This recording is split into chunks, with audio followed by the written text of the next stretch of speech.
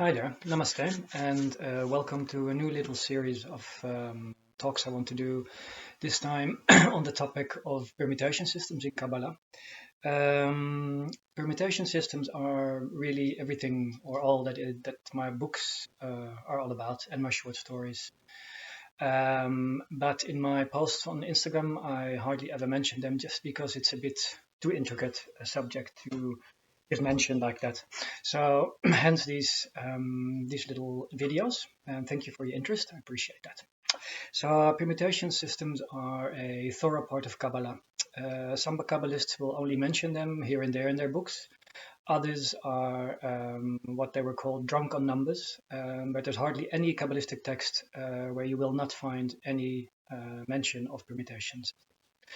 So to understand the topic of permutation systems properly, it is essential to understand what they mean to the mystics themselves, what they meant to the mystics themselves. And the crux of the matter, as often in my talks and in my posts on Instagram, lies in the proper understanding of one central concept, and that is that Kabbalah is about reception. It's about receiving the influx or energy, which to the Kabbalist manifests itself in numbers. So as such, Kabbalistic texts are expressions in retrospect of experiences had, not compilations of prescriptions, of theories, or dogmas.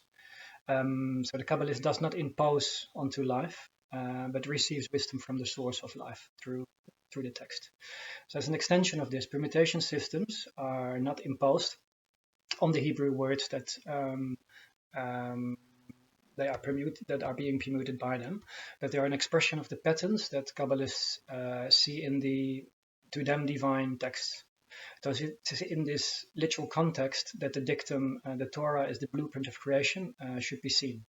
So to Kabbalists, the Torah, the Hebrew Bible, is not a static text. It is the source of life and as such a life itself. Interactions with the text therefore do not lead to mystical experiences outside of the text. They, to the Kabbalists, are the actual mystical experience itself. So interacting with the so-called source text for Kabbalists, as said, thus reveals the patterns of creation to them. Now, they call this the blueprint of creation. They call the Torah the blueprint of creation. So in the case of these mystics, these patterns are numerical, but the recognition of patterns is known to basically all cultures. So, for example, the Aboriginals of Australia are known to follow the so-called song lines, which Bruce Chatwin described in his beautiful novel by the same name. Most tribal societies have traditions that, to the extremely limited rational eye of the West, often are called superstitions, but really are rather just expressions of their understanding of patterns they have observed in their life, and in generations before them, and then have been applied to their daily life. So another beautiful example of this is the caste system in India. So again, from a rationalistic point of view, the caste system is seen as an imposition on reality, and the social workings of which are then described as discriminative, which of course they are on that level. The Hindu texts, of course, though, as well, explain them more as an afterthought, again, as an afterthought of the observation of existential patterns. So to Hindus, the caste system reflects the different body parts of the creator deity, Brahma. So the priests are said to come forth from Brahma's head, the warriors from the Kshatriyas from Brahma's arms, etc. So this understanding of the caste system is an understanding of the patterns concerning the soul groups of existence, and not so much something that is used to be imposed onto society. Of course, this is also going on. But the deeper layer, the original thought and understanding of it was an understanding of patterns of existence. So in the Kabbalistic context, there is a similar idea, most widely known from the group of Sabtai Tzvi, the mystical messiah who lived in the 17th century. And in this circle, in his circle, there was the belief in the ability to trace from which part of the soul of original human, so that's the Kabbalistic wording, Adam Katmon, of which part of the soul of Adam Katmon a person's soul came or stemmed. So the Kabbalist who would work with this, could then help them with problems in their daily life based on this soul level, on this soul pattern. Another example in Kabbalistic context would be the Baal Shem Tov, the founder of the 18th century Hasidic Pietist movement, who used amulets to help people.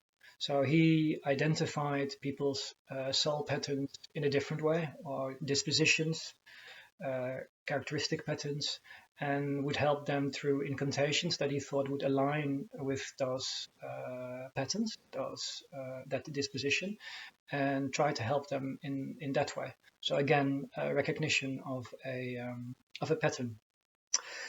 Now, outside of these kind of religious contexts, of course, in medicine, there's the understanding of the patterns that work more widely than just the physical context. So talking about holistic practices that focus more on the entire picture and not just the physical picture. In agriculture, finally, there is these days a lot of talk about permaculture. The part perma there is not just pointing at the fact that what you do when you follow this kind of understanding, that the result of it is permanent, but it's also because what you focus on are the permanent patterns of nature. So you observe the patterns on your land, and you see where the water is flowing, what is growing where, and you help the land, you help your land to thrive more by helping and enhancing those patterns. So swales, for example, ditches that collect water on a level that are made level and catch the rainwater, can in a way be compared to permutation systems that collect the life force, in this case, not just the water, which is also, of course, a life force, and make the life force sink in deeper into the soul and understanding of the Kabbalist. So hence, like I said, permutation systems are mostly effective when they are received. Again, it's about reception. Kabbalah, the original meaning of the word, or at least a meaning of the word Kabbalah, is reception. So it's about receiving, not about projecting or acquiring. So permutation systems are most effective for the Kabbalist when they are received. So that means when they are during study or during observation of life outside of the text, when they are felt, intuitively recognized, and then followed. Again, to the Kabbalist, the text-enhanced permutation systems as well are alive. So they call you and you can follow them, and they will show you other layers of existence, and in this context, other parts of the pattern of existence. So the source of this can be a teacher, which for a Kabbalist can be a book, a teacher or a book that the Kabbalist really aligns with, or it can be extra textual. So you're observing something in your life, and to a Kabbalist, he would then confer that observation to letters or numbers or interaction between specific letters or numbers, and then express that in a permutation system. So let me then now explain a little bit more about what a classic permutation system looks like. And then I'll go on to give examples of the various concepts that the different permutation systems express, because there are quite a few. So the Hebrew alphabet has 22 letters, and in a permutation system you write them down from top below. Just write them all down, and then you make a second column. In that column you order the letters in such a way that they express the concept that you want to know more about, or that you have intuited, that you feel expresses something deeply for you and you want to work with. So the old texts tell us, for example, that in heaven, the alphabet, the Hebrew alphabet, is start at the letter Tav, which is traditionally the last letter of the Hebrew alphabet. The alphabet starts normally with the Aleph, hence our word Aleph, alphabet. It's Aleph Beit. It's the two first letters of the Hebrew alphabet. So in addition, in Sefer Yetzirah, the book of formation, which is one of the oldest books of Kabbalah, we read the dictum that their beginning is embedded in their end. So in this context, Yetzirah is talking about Sephirot, the divine emanations. But it also adds to the understanding that in heaven the alphabet is said to start with the last letter, so the beginning and the end, the first letter and the last letter. So for a Kabbalist, this would then mean that you can express this pattern, which is a pattern of the fact that time is cyclical, or can be understood as being cyclical, and that life and death are continuous. So these two things a Kabbalist could express by permuting the first letter of the alphabet, the Aleph, by the Tav, and the second by the penultimate. So this, in this case, the permutation system expresses a sequence.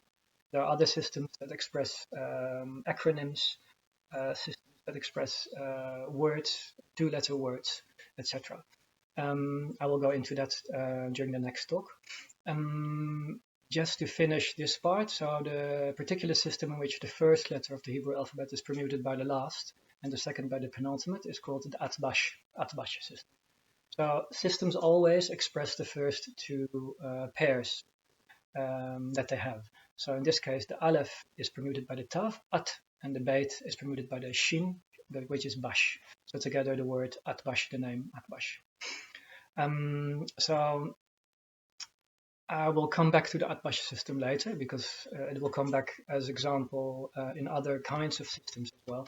One thing that is interesting and that is used in almost every Kabbalistic text is the fact that the Tetragrammaton, so the ineffable name, written Yud He Vav He, the most important name in Kabbalah, which seals the boundaries of existence and expresses basically all of existence and the way back to the Godhead and emanation and creation, etc.